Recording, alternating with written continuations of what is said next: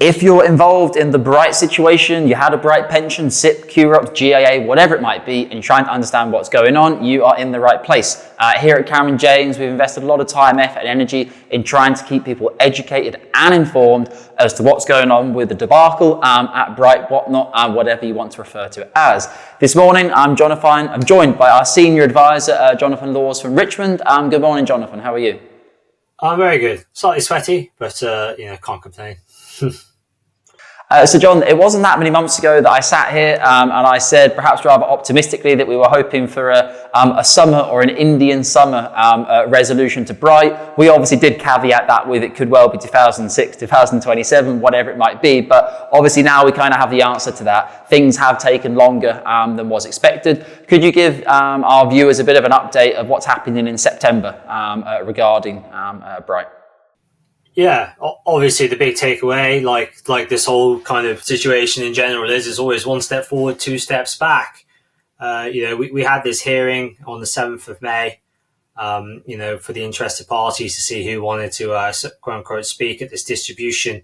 They call it the distribution application hearing, all these horrible buzzwords, just what you need after you add that into all the buzzwords and acronyms that are involved in pensions and cross-border advice. And then we're expecting, it might be a few weeks and then they're going to go ahead and have the proper application hearing. And then, as you said, the Indian summer, maybe if we got lucky, that was all going to materialize. But the key takeaway was, well, actually, no. And again, we can't really see from any other indication other than the fact the courts are busy over the summer or not open. Although, of course, it's not summer in Australia. Is that, it's going to be the 15th and 16th of September 2025 that now is going to be the 2 days that they'll be going to hosting this period, this application hearing, to actually confirm how the assets are going to be distributed back to, the beneficiaries and trustees there. And that's obviously what happened there. Two parties obviously came out of that they're going to be there at that hearing. One is Interactive Brokers, the underlying investment platform there. And obviously, I'm not sure, don't want to wade into why they're there. And then the other one is the company All Trust, and All Trust is a SIPP provider, and they're the ones that acquired the PSG SIPP business.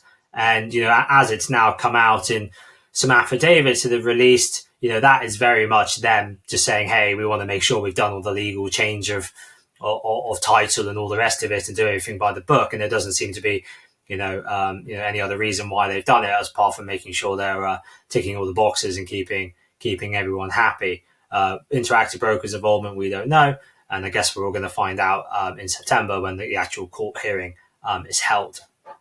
And John, how have your clients, I know probably you've got the most Brite clients here at Cameron James, how have your clients been responding to this news? Are they now at the point where they're just kind of a bit fed up and overwhelmed of it, or the energy is still there with clients? Generally speaking, what's the opinion from your clients? What sort of conversations are you having with them? Yeah, it's one of those when you first mentioned the word Brite, it probably instilled, brought up, emotions of anger and frustration. Now it just brings up like, not this, when's it going to end? Just waiting for it all to end.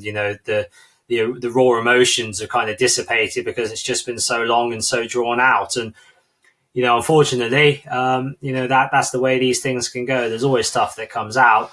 Again, though, there's loads of other areas they can be focusing on, but, this kind of, we'll leave it, it's probably going to draw on again and again and again, is not necessarily something, I or anyone here remotely blames people for, because, it's a quite normal human emotion, given everything that's gone on. Yeah, understood. And John, so in September, as a very quick summary for a layman, what could we expect to happen in September? And is it confirmed what's going to happen in September, or the September meeting could run into multiple meetings, could run into multiple months to come to kind of a conclusion for that meeting? And again, I'm putting you on the spot here. You might not know the answer to any of this. Yeah, so let me just get my crystal ball.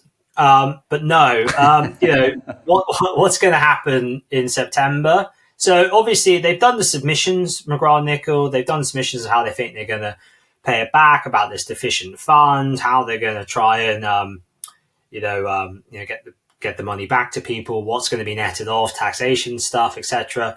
And obviously taxation is still the sort of big, overhanging question mark. The McGrath-Nicol on 27th of June put out another update to, I think it was update actually to the trustees, but around the taxation, and mainly around the taxation from a US point of view, because it looks like Brite weren't doing withholding tax and doing tax filings, and there's probably a whole host of other issues there. And they're just figuring out now with the work of Crow and Crow US, and I believe they'll be using Crow in Australia as well from that point of view. So, obviously keeping the cross-border lines there, the synergies as there were, to make sure everything's accurate, to see, what's going to be held off, what's not. But hopefully if that kind of gets resolved, they'll have submissions from interactive brokers, from All Trust before the hearings. I believe, I believe August they've got to submit what they're going to be bringing up during the hearing. Hopefully it will go, famous last words, but it'll go smoothly. The way to solve the tax, or to rectify the tax from a dividend US side, or from the actual fund level, personal taxation is a completely different thing, and very likely you're on your own. Well, not necessarily on your own if you're a good financial advisor to assist, but on your own for as far as McGrath-Nicol and the receivers are concerned. Is that they'll go, right, okay, no, that makes sense, that ties in with all the laws, we understand that, and go, yeah, that's how we're going to do it. Now, if that all goes away, just because they go and stamp it and say, yes, we agree, put it all in one pot, and those little assets will count, those won't. Taxation, we're going to net it off if you're in the US, etc., etc. That's how the money, and that's going to be the end of the day, and we're going to get it sell down. That's not the end of it, because now they've got to figure out, okay, right, when do we sell down? How do we sell down? How do we do this from a logistical point of view, which probably means another few more months. So, I'm going to imagine you're going to ask this as a question as a second, but I'll preempt you. And the big one is, well, when the hell is this just going to end? I'm kind of saying to clients, anyone speaking to us, say 2026, maybe we get lucky and you're happy and you have a nice Christmas present and it happens before then. But, anything, I get a deadline now, I'm just kind of adding 3 to 6 months of it, because I know I've seen this story before with other receiverships, but I've seen the story with Brite receivership as well. And unfortunately, optimistic timelines usually leaves you with egg on your face. So, yeah, pencil in, No, yeah, I wouldn't be that mean to you, John. I wouldn't put you on the spot for that specific question. So, John, in terms of your other clients, though, I know you've had a lot of success at the moment with some of your existing Brite clients. It was just one we were discussing as a team yesterday. It was a circa 200k QROPS that the individual had, but then there was another 700,000 or 800,000 US in terms of IRA, 401k, etc. So, could you just give some of our viewers a bit of an understanding of what our ethos here at Cameron James is, that Brite is what it is, good, bad, ugly, who knows, but the other areas of financial planning shouldn't be paused. You should be doing other bits and pieces, and actually a lot of our clients are doing other smaller bits with us, whether it be ISAs in the UK, 401ks in the US, building that trust and confidence with us in advance of their Brite assets becoming unfrozen, to use a term. So could you give us a bit of an outline of that, and perhaps a positive story of some of the advice and work you've been doing with your clients, irrespective of their Brite assets? Yeah, and I think, the overwhelming thing is, when you've got a financial advisor, and why you have a financial advisor, why you appoint one in the first place is, you want to answer the fundamental question, which is, do I have enough? Do I have enough to enjoy my retirement? Do I have enough to go on all those bucket list trips? Give to charity, spend money on my grandkids, whatever it may be. It's not just to be, the money is important, the asset management's important, but, that is part and parcel of proper comprehensive lifestyle financial planning. And, I brought this up myriad amounts of times, but, it's becoming overwhelming that every time I'm kind of speaking with a Brite client, there are so much more that can be done. There should be done, little easy wins, around estate planning and making sure wills are done, but also, you've got young kids. Have you thought about a 529 plan to start funding their education expenses and all the huge benefits there, especially in some states are better than others. And there's all these different, the wider context of financial planning that just hasn't been looked at. It's just been for the most part, hey, we're going to look after your UK pension assets, and everything else you're kind of on your own, which is about as opposite from the way we operate at Cameron James. We're your financial general, if you want to call it, a bit cliche, but, we want to look and see everything and give you advice in the context of everything. And, the clients you brought up the other day, really lovely clients, and, when it comes to minimum levels and stuff, I probably waived my initial kind of threshold because I really liked working with them. And I could see all the stress and turmoil it caused. And I said, yeah, I'm going to help. And as we've gone through the advice process, sometimes, you want to kind of coach things out to see what people really want and what really people need. But, actually physically crying out, hey, we've got all these assets. We don't know if we're okay. We really need someone to hold our hand. And it's like, that is the perfect financial planning client. You are ideal. Why can't everyone be you?